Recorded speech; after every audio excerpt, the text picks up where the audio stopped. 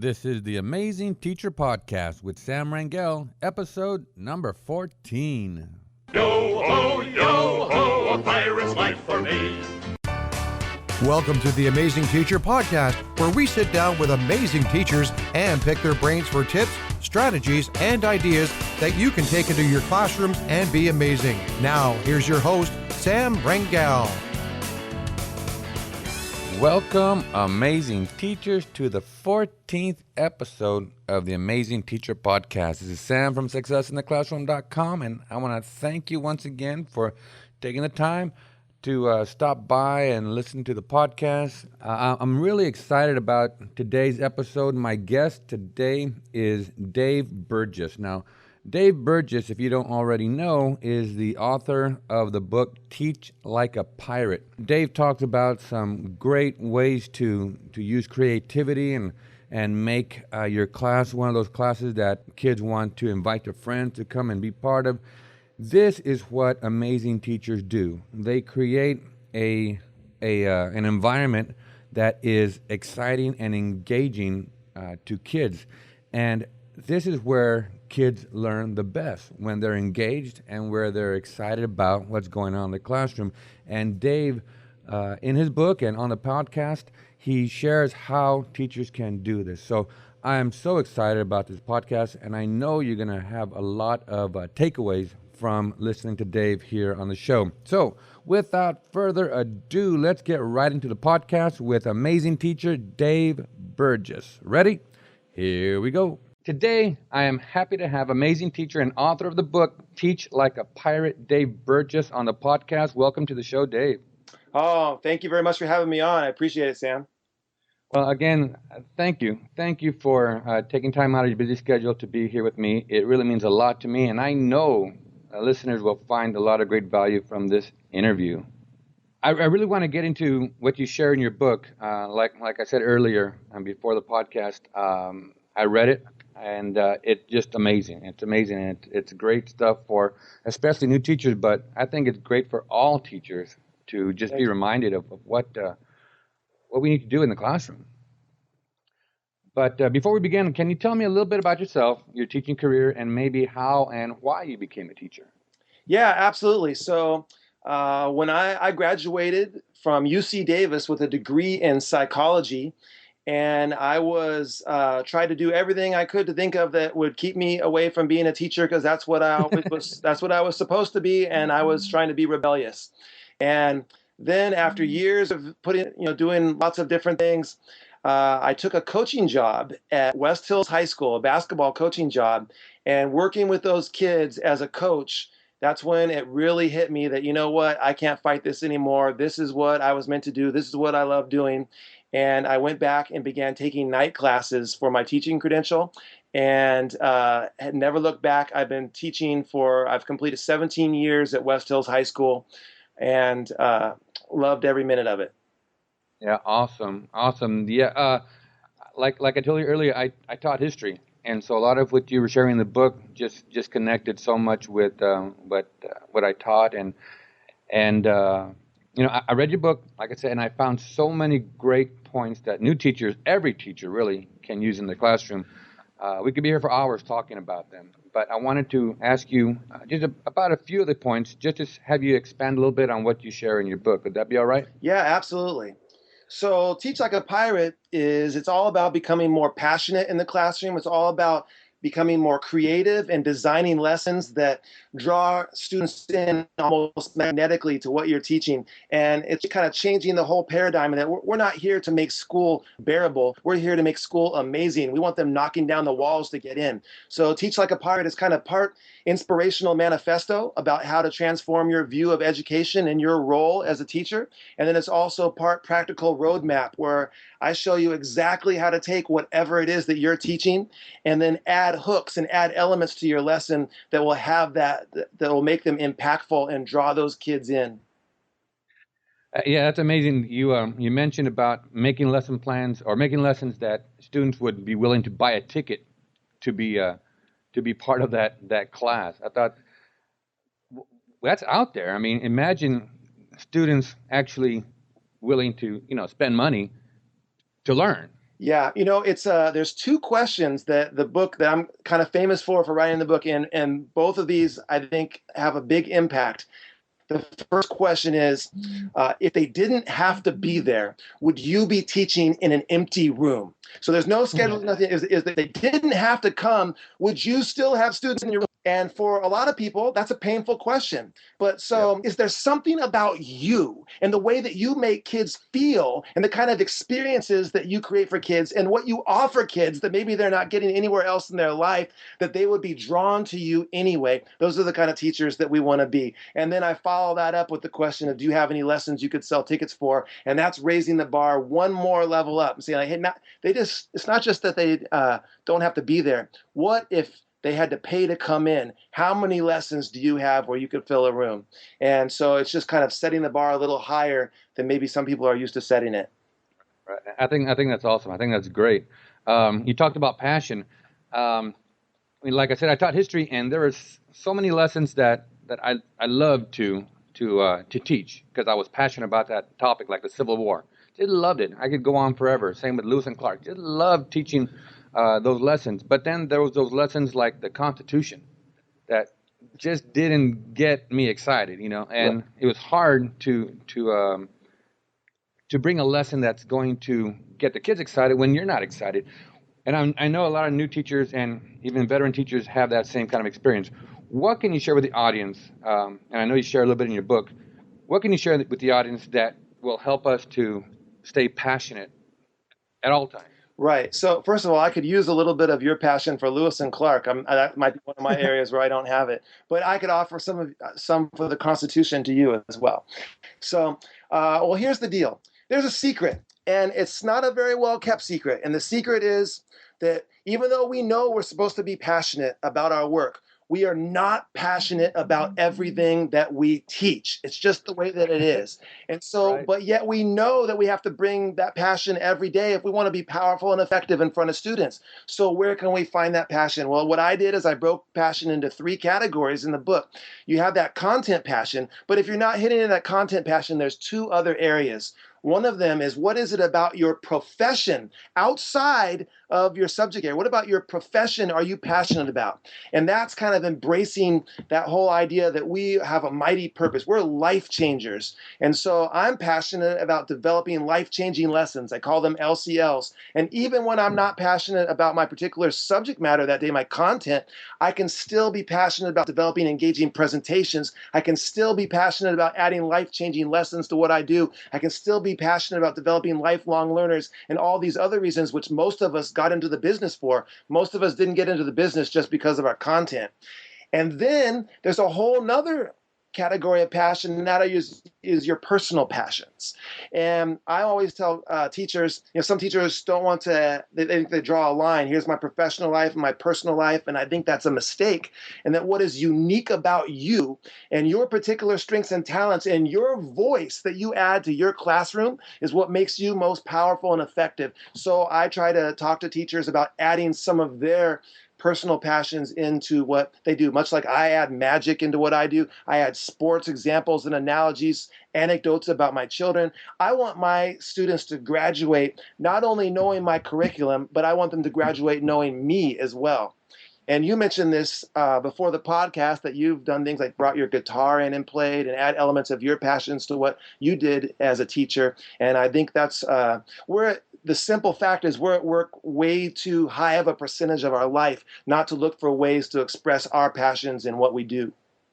Very true. Very true. Yeah, like I was telling you earlier, I brought my guitar in and we would sing the song. We wrote a rap about Lewis and Clark. And the kids actually wrote it, and it was just so cool, so cool. And the kids, the sad thing is, and you mentioned this in the book, we spend too much time trying to teach to the test. And that Lewis and Clark lesson, it took me maybe 2 weeks. There's one question on the test on Lewis and Clark. Right. And I'm thinking, if administration would have come in and would have questioned me on that, there might have been a conflict, but like you say in your book, in fact, that's the next question I wanted to ask you. Teaching to the test and then teaching kids. You mentioned that choosing teaching kids over teaching to the test. is a big question. In fact, your exact quote was, and I want to write it down here. At some point in your career, you have to decide if you care more about teaching to the test or teaching kids. This is this is tough for some new teachers because they're still in that evaluation phase of their career, and for many administrations, it's all about the numbers. What would you say to those teachers who would like to teach, to the moment or to their passion, but feel guilty about straying off course of the curriculum? Right. Well, you know what? So I have a pretty confrontational stand on this one. And I take a pretty hard stand on this. And I made the decision a long time ago. I teach to kids.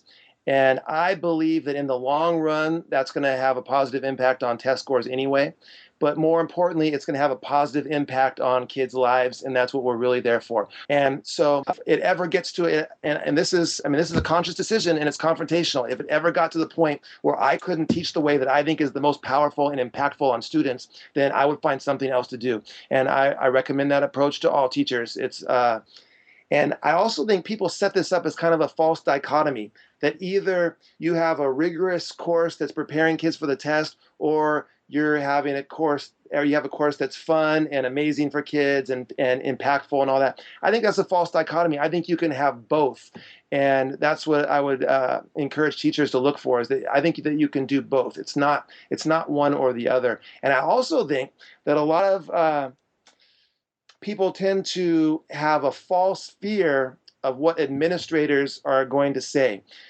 I have found that administrators have embraced the Teach Like a Pirate message just as much as classroom teachers have, and have been fired up about it. And I think they too realize that the pendulum has swung too far in the direction of an overemphasis on standardized test scores, and they find it refreshing to hear something else. And so I don't know too many administrators who are going to give you trouble if you have a class with kids that are excited about learning, pumped up about school, can't wait to get there the next day. They have a lot of problems on their plate that they have to deal with. You having too exciting and fun of a class is probably not high up on their list of problems. That is so cool. That is such great news for new teachers. What a problem to have. Your class is too exciting. Your class is too fun. Your class is too engaging. Yeah, you know what? Sometimes, and this was a question I've had before, was they say, well, life is tough. Like when they go to activities and things like that, so maybe you're not preparing kids for what's coming next. And I always say, like, so what you're saying is, hey, you know what, for these kids, life is going to suck later, so let's make sure life sucks for them now so they're ready for it. No, that's not the way. That's not the Teach Like a Pirate attitude at all. That is so cool. Like I said, Dave, your book is amazing. You make me want to jump back in the classroom. So that's why, like I told you earlier, the podcast is my way of getting out there and sharing with new teachers, some of the lessons that I've learned, and especially lessons that amazing teachers like you can offer them. And I like what you said about rigor. You can have both rigor and an engaging class. A lot of times you get the idea of rigor being the class where everybody is quiet and serious. When I agree with you, you can have both. Yeah. Combining fun and learning is not only possible, it's more effective. And so it's definitely not a one or the other. And as far as you jumping back in the classroom and your podcast and all that, I mean, think about the number of teachers that you're impacting with this podcast, and then how many kids in turn those teachers are touching with the techniques and strategies that you're bringing to them. So even though you might not be in the classroom now, you're still having an impact in classrooms through things like this podcast. Oh, thank you so much, Dave. That means so much. It really does.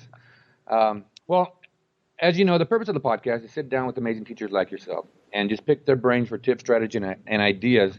And I know that in your career you have run across many amazing teachers. What are some of the qualities that you would say are common among amazing teachers that you have encountered? I think first and foremost, amazing teachers are learners. And so we throw around this lifelong learner phrase a lot in education, but sometimes teachers have this idea, well, I'm the teacher. I'm not here to learn. I'm the teacher. And all of the amazing teachers I know are constantly learning. They're constantly looking for what's next. They're constantly trying to get better. They're trying to improve. Even lessons that are working perfectly effective, they're perfectly effective. They're still trying to tweak them. They're still trying to add that little extra thing that'll make it a little bit better. And they're readers. They're involved, they're connected with other teachers as well through things like Twitter, social media, where an unbelievable group of inspiring and innovative educators are connecting and collaborating every day. So learners connected, and then I would also say they have courage. They're willing to take a risk, they're willing to try new things, and they understand that sometimes you're going to fail, and that's okay. Awesome. That's awesome. You mentioned in your book, I always got to go back to your book because it's just so great, about creativity. I'm not as creative as you. That's that one point you made. And I was really impressed with the questions. There are creativity igniting questions that you can ask. Can you talk a little bit about that?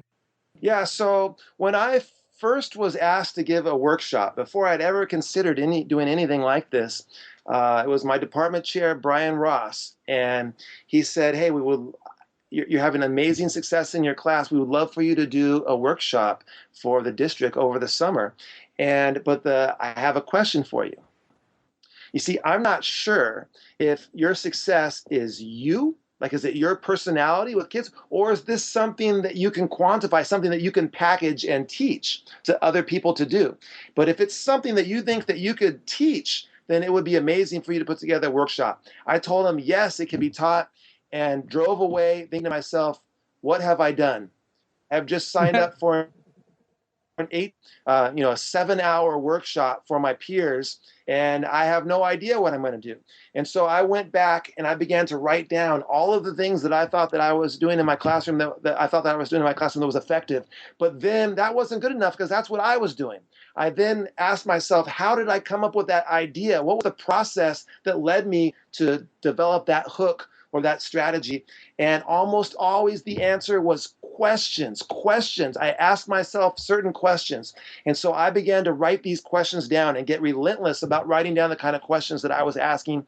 And part 2 of the book, there are 170 of those questions that this is the part of the book. Sometimes I ask teachers, have you ever seen the show Pimp My Ride? Well, this is Pimp My Lesson. This is your old tired lesson. You ask all of these questions, you bombard it with questions, and then you drive out with this outrageously wild and engaging lesson that kids want to be a part of and want to write in. So that's the real practical roadmap part of Teach Like a Pirate, that part 2. That's the part that I hope that teachers will use as a reference and go back to over and over again when they're designing their lessons. Yeah, I thought that was awesome. You mentioned that some teachers will tell you, I'm not as creative as you are. But then if you focus on asking a question, like, what can I do to make this lesson more engaging? How can I use this particular item to connect to the lesson? Those ignite those creative juices in your brain that can turn a lesson from being mediocre to amazing. And I thought that was great. Yeah. Sometimes when you add sort of extreme conditions, it leads to creativity. Like in the TLAP chat last night on Twitter, I would ask questions like this. So every building on your campus is being fumigated. It's off limits. And yet you look at these lessons that you have coming up this week. How are you going to teach them? You can't go in any of the buildings. What are you going to do? And so when you force like an extreme restriction like that, it makes your brain work in a more effective manner, a more creative manner. Like, yeah, now I have to, the classroom's not an option. I have to think of a way to get my class outside for this lesson. What am I going to do? And then you might be surprised at what you come up with. Very good, very good. Even when you have a lesson in the computer lab and all of a sudden the computers go down, it forces you to think out of the box sometimes. Yep, absolutely. Awesome. Yeah, so some of my best lessons, I think, were lessons that because what we planned to do was a complete flop, and I had to improvise and pick up something on the spot. And sometimes that's when you're at your best. Right. Awesome. Another issue that many new teachers have is classroom management. What advice would you give to a teacher who maybe right now is struggling with that class or that student and is having a hard time maintaining that classroom management? Right. Well, I think there's kind of two parts to this question. The first thing is when you start to teach like a pirate, when you start to add these hooks and these engagement strategies to your class, then it's been my experience that an engaged student is not a behavior problem. So a lot of behavior problems stem from a lack of engagement. So when you take the time to tackle the engagement piece, a lot of times you don't have to spend time on the back end dealing with behavior. So that's part of the equation. And then the other thing is it comes down to relationships and rapport. So one of my favorite quotes about classroom management was written, it was in The Art of War, hundreds and hundreds of years ago. It says, 100 victories in 100 battles is not the most skillful. Subduing the other's military without battle is the most skillful. And in other words, we don't want to be the teachers who win the behavior management battles. We want to be the teachers who don't have the behavior management battles. And that's done by building rapport and relationships with kids. So in other words, rather than becoming expert at putting out fires, let's spend more time making sure we're not passing out matches. Oh, that's beautiful. That is awesome, Dave. Awesome. Great quote. Great quote. Well, speaking of quotes, you just mentioned the one from The Art of War. Yeah. Is there another quote that maybe you have used to inspire you as a teacher? Yeah, you know what? One of my favorite education quotes comes from the theme song to the Fat Albert and the Cosby Kids.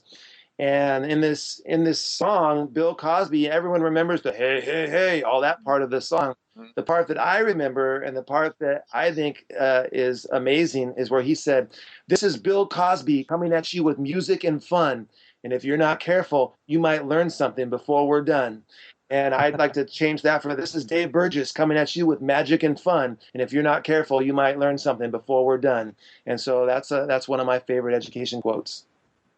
That's so cool, Dave. And again, I appreciate you just hanging out with me and sharing your wisdom with our new teachers. Great book, great approach to teaching that, Right. that new teachers, if they get a hold of this and just see themselves as almost like you, a performer up on stage, seems to have been given a negative connotation especially when we talk about standards and assessment, the stage on the stage. I think connecting with kids, you have to do a little bit of that performance in the classroom. Right. No, I absolutely agree.